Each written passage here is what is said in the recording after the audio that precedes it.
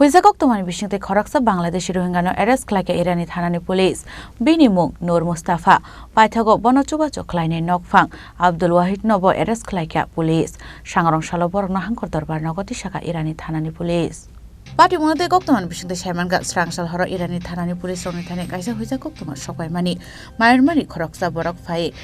tongthai sunamui tongphai mani hinai Abo hai pati mui kokta mankan kana pati mu thayo thangi soika Irani thanani police paithago Gurunagar borokni Daliagandi Panchayat 5 nong ward ni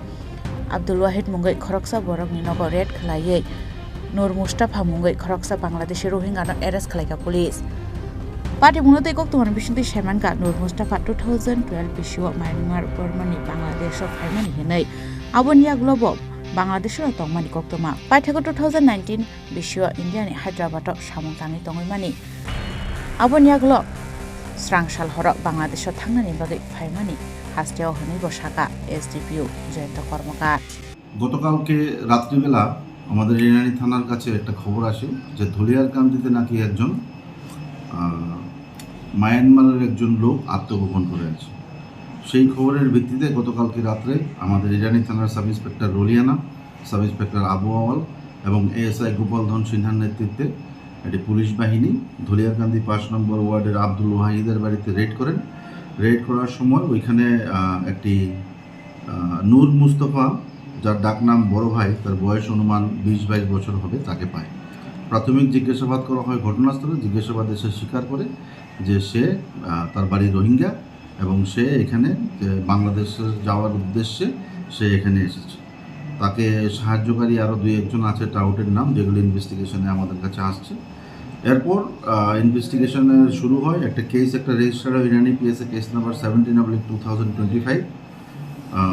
entry to India passport সেকশনে এবং foreigner অ্যাক্টে এবং বিএনএসের বিভিন্ন ধারায় তার বিরুদ্ধে মামলা হয় এবং আমরা তাদেরকে অ্যারেস্ট করি সঙ্গে যে বাড়ির মালিক যে তাকে সেই জায়গাতে প্রশ্রয় দিয়েছিল আশ্রয় দিয়েছিল আব্দুল ওয়াহিদ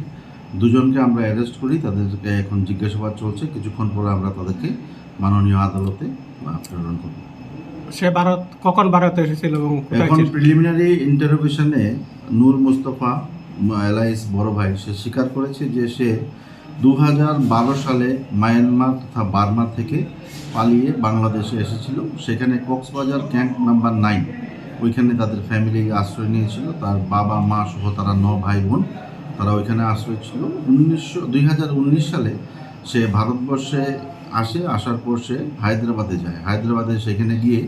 সে বিভিন্ন কাজকর্ম করত কিন্তু এখন সে বলল যে সে বাড়িতে ফিরে যাবে এখানে আমাদের ইরানি থানার একটা আউটের সঙ্গে তার যোগাযোগ হয় এবং সেই উদ্দেশ্যে হায়দ্রাবাদ থেকে সে এখানে আসে এবং এখান থেকে তার পরিকল্পনা ছিল সে বাংলাদেশ ফিরে যাবে Abati monorogino Rohingya no tongthai renai Abdul Wahid no arrest khlaike Irani thanani police borni mungai Irani thanok khlaijaka FIR sangarong salo borno hangkor darbar nogoti shaka Irani thanani police pati mote sab krangjak tong abno tei chaito gonai to mo khorjak dabo Irani thanani police